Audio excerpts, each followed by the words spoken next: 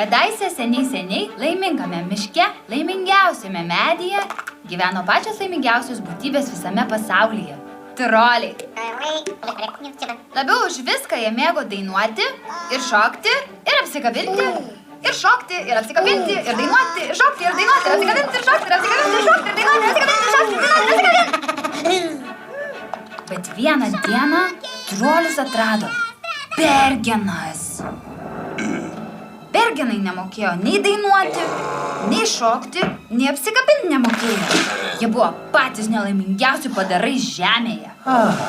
Ir kai jie pamatė, kokie troliai laimingi, jie užsimanė tos laimės sau.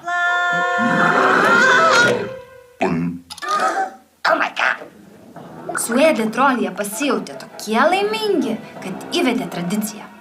Kartą per metus, kasmet, Bergenai susirinkdavo aplink trolių medį paragauti laimės. Tai buvo jų šventė, kurią jie vadino trolinėmis.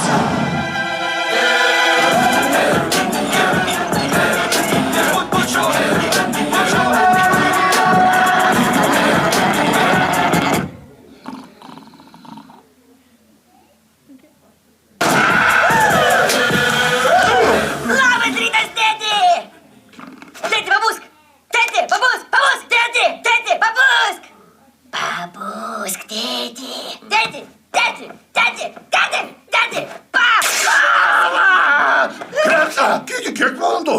Šiandien trolinės!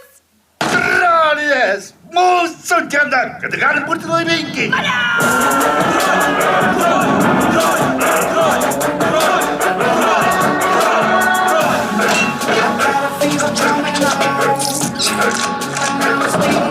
Pasveikinkite jūsų trolių prižiūrėtoją, laimės ministrę, karališką šefę, mane.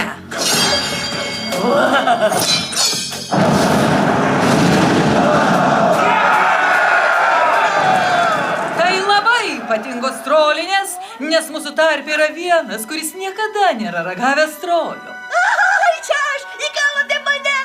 Prince Kramsle, jūsų laikas. Viskas gerai. Prisimenu, kad ir aš jaudinausi pirmą kartą. Gerai.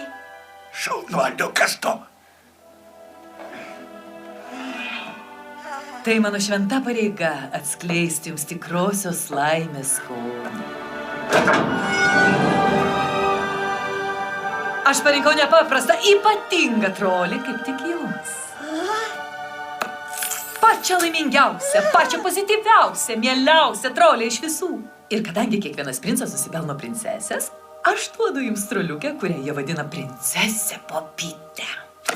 Prašau, padaryk mane laimingų, princesė Popytė.